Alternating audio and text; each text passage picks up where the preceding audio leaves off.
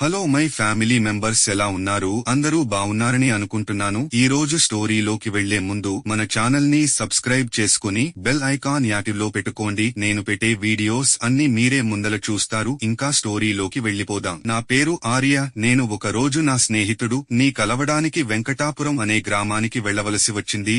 ఆ వెంకటాపురం గ్రామానికి వెళ్లాలంటే 5 కిలోమీటర్లు మేర ఉన్న దట్టమైన అటవీ ప్రాంతాన్ని దాటాలని ఒక వ్యక్తి చెప్పాడు. ఆ వ్యక్తి చెప్పిన మాటలను అనుసరించి మెల్లగా నేను కార్ డ్రైవ్ చేసుకుంటూ ఆ దట్టమైన అడవిలోకి ప్రయాణించాను. ఆ రోజు అమావాస్య కావడంతో అడవి అంతా కటిక చీకటిగా మారింది. ఆ కటిక చీకటిలో కారులో ఇళయరాజా పాటలు వింటూ సంతోషంగా వెళుతున్నాను. అలా అడవి మధ్యలో వచ్చేసరికి ఒక్కసారిగా కారు హెడ్ లైట్ లో వెలుతురు తగ్గిపోయింది. నేను వెళ్తున్న దారి నాకు అసలు కనిపించడం లేదు. మెల్లమెల్లగా కార్ హెడ్ లైట్ లో వెలుతురు తగ్గి ఒక్కసారిగా కారు ఆగిపోయింది. కారుని మళ్లీ స్టార్ట్ చేశాను, కానీ ఎంత ప్రయత్నించినా కారు స్టార్ట్ అవ్వలేదు.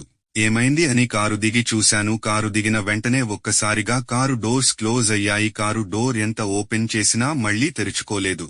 కారు డోరు ఓపెన్ కాకపోవడంతో నాకు ఒక్కసారిగా గుండె దడ పెరిగింది. భయంతో గొంతులో తడి ఆరిపోతుంది. చుట్టుపక్కల ఎవరు లేరు. దూరం నుంచి అడవి జంతువుల అరుపులు వినిపిస్తున్నాయి. ఆ సమయంలో నా వెనక ఎవరో నిలబడి ఉన్నట్లుగా నాకు అనిపించింది. తిరిగి వెనక్కి చూశాను, కానీ అక్కడ ఎవరూ లేరు. భయంతో నా కాళ్లు చేతులు వణకడం మొదలైనవి. ఇక్కడ ఉంటే ప్రమాదం అని నాకు అనిపించింది.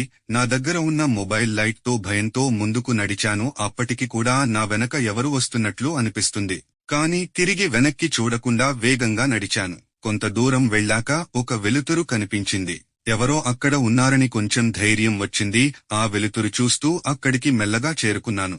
అది ఒక చెక్కతో చేసిన ఫారెస్ట్ హౌస్. ఆ హౌస్ దగ్గరికి వెళ్లి కాలింగ్ బెల్ కొట్టాను. అప్పుడు ఆ ఇంటి ఓనర్ వచ్చి తలుపు తీశారు. ఆ ఇంటి ఓనర్ నన్ను ఎవరు మీరు అని అడిగారు. నేను జరిగిన కథ మొత్తం ఆ ఇంటి ఓనర్ కి చెప్పాను. నేను ఈ ఒక్క రాత్రి మీ ఇంట్లో ఉంటానని ఆ ఇంటి ఓనర్ కి అడిగాను. ఆ ఇంటి ఓనర్ సరే అని ఒప్పుకున్నారు. ఆ ఇంట్లో ఆ ఇంటి ఓనర్ మరియు అతని భార్య, వారికి పుట్టిన ఒక చిన్న పాప కూడా ఉన్నారు. వారి పాప చాలా ముద్దుగా అందంగా ఉంది.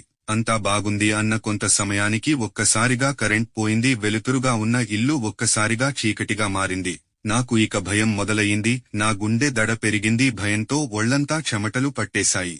అప్పుడు ఆ ఇంటి ఓనర్ అగ్గిపెట్టి తో కొవ్వొత్తిని వెలిగించారు. అప్పుడు ఆ ఇంటి ఓనర్, ఇది ఫారెస్ట్ ఏరియా కాబట్టే కరెంటు ఎక్కువగా ఉండదు అని చెప్పాడు. మీరు ఎక్కువగా టెన్షన్ పడకండి, మీకు ఏమీ కాదు అని ఆ ఇంటి ఓనర్ నాకు ధైర్యం చెప్పాడు. ఆ ఇంటి ఓనర్ నాతో చెప్పిన మాటలు నాకు ఒక్కసారిగా తిరిగి ఊపిరి వచ్చినట్లు అనిపించింది. మీరు చాలా టెన్షన్ పడిపోయినట్లు ఉన్నారు. మీరు ఈ రూంలోకి వెళ్లి రిలాక్స్ అవ్వండి, మళ్లీ ఉదయం మీరు వెళ్లిపోవచ్చు అని ఆ ఇంటి ఓనర్ నాకు ధైర్యం చెప్పాడు.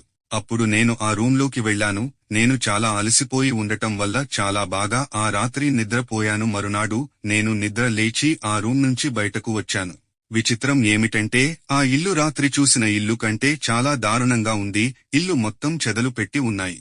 అక్కడక్కడ సాలి పురుగుల గూళ్లు కనిపిస్తున్నాయి.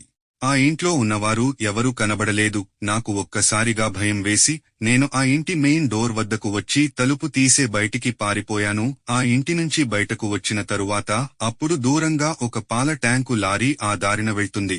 ఆ లారీ డ్రైవర్ నన్ను చూసి లారీని ఆపాడు. ఆ లారీ డ్రైవర్, ఎవరు మీరు, ఈ ఇంటి దగ్గర ఏం చేస్తున్నారు అని అడిగాడు. నేను జరిగిన కథ మొత్తం చెప్పాను.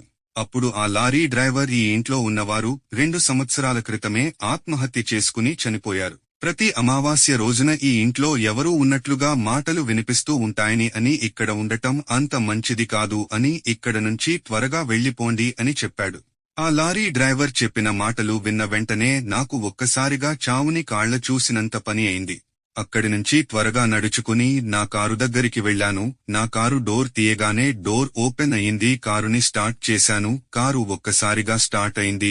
అక్కడి నుండి వెంకటాపురం అనే గ్రామానికి వెళ్లిపోయాను. ఈ రోజుకి కూడా నాకు ఆ ఇల్లు, అందులో ఉన్న మనుషులు గురించి తలుచుకుంటే నాకు ఆశ్చర్యం వేస్తుంది.